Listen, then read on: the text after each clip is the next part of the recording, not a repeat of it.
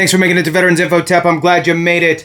Veterans advocates are pushing for more. I want to dig into this a little bit, see if we can figure out if we can find any nuggets and what we can do to ensure that we do get more. So with that, please hit the thumbs up, subscribe, share with a friend, all that good stuff. I really appreciate it. If you want to support the channel in other ways, please consider becoming a member. It helps me to find you quicker in the comments. You can do so by going to the home page. You'll see highlighted members and a join button. Thank you so much to all you members. I really appreciate you. Thank you to all you subscribers and everyone who watches these videos. I really do appreciate it. Many hands make light work, and we're trying to grow and cross that 100,000 threshold sooner than later. And looks like we're getting there. Thank you. All right, so veterans advocates push for another big boost in VA funding next year. Well, the first piece I'm just going to kind of throw out there, the VA hasn't done a super great job with the money that they're spending. There has been calamity after calamity after calamity. So hopefully that is not it's not too big of a stain on their fiscal responsibility aspects of it. So anyway, moving on. Veterans advocates are pushing for another hefty increase in the Veterans Affairs budget next fiscal year. So, and here's the thing.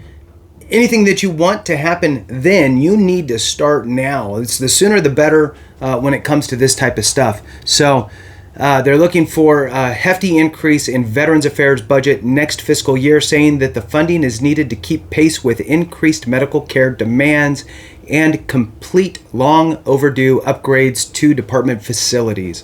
On Thursday, officials from the Disabled American Veterans, Paralyzed Veterans of America, and the Veterans of Foreign Wars of the United States released their annual independent budget report, arguing for continued investment into VA programs and priorities in the years ahead. Moving on, the move comes as Congress is still struggling to finalize its 2024 budget. We're on the heels of a government shutdown, we're on our toes leaning forward into the shutdown. So, either way you want to look at it, whatever. So here we are, and they're still struggling to finalize the 2024 budget for VA operations, even though the new fiscal year started nearly 5 months ago. That's ridiculous. VA officials have been continuing services through a mix of short-term budget extensions approved by Congress and advanced appropriations approved in late 2022. So, in other words, some of the VA's money was approved a long time ago, and that's like your compensation, that type of stuff. They're operating kind of some of the aspects of the VA, and I did a video on this, what happens if a government shutdown, the impacts that VA will incur. Either some things won't be affected and some will, what are they, type of thing. But we're floating along because the budget has been kicked a few times. But again, here we are. What is it? I think it's March 1st and 8th. I can't remember. There's two different kind of coinciding shutdowns to get all of the aspects incorporated. So anyway, advocates noted in their budget pitch that returning to stable annual funding for the department and other federal agencies must be lawmakers' top priority in months ahead. Continuing disagreements over federal government funding levels have resulted in ongoing concerns about whether VA will be able to meet the needs of veterans, their families, and survivors, the report said. The use of continuing resolutions, which is how we got to where we are now, have hampered VA's ability to meet increased demand for care and benefits. Although advanced appropriations ensure VA can provide uninterrupted medical services and benefits, the threat of lapses in funding causes uncertainty and anxiety for veterans and complicates VA's ability to focus on its core mission.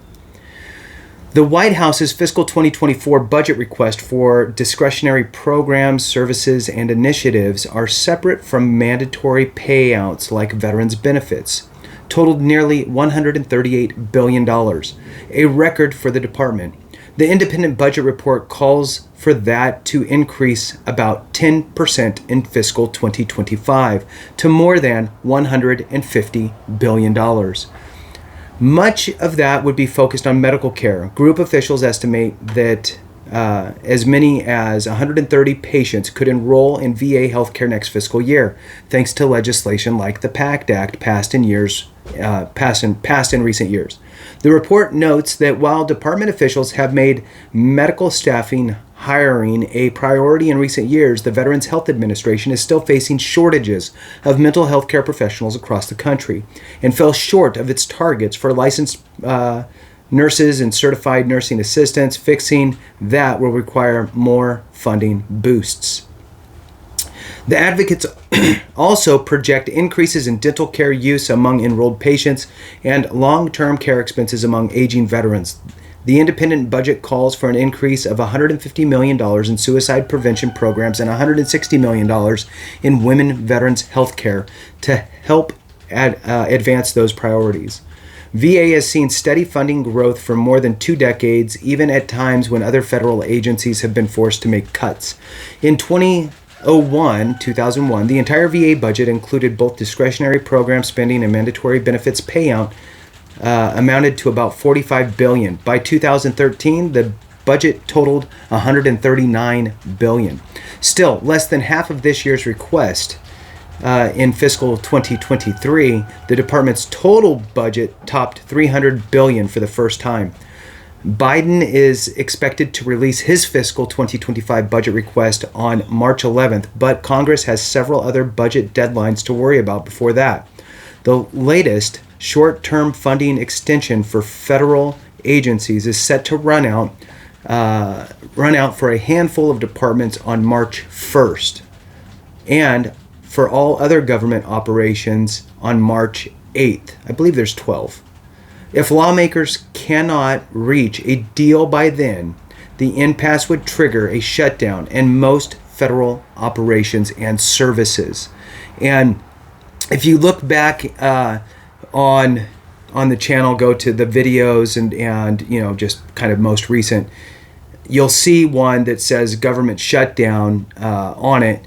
And that is one where I speak to about halfway through.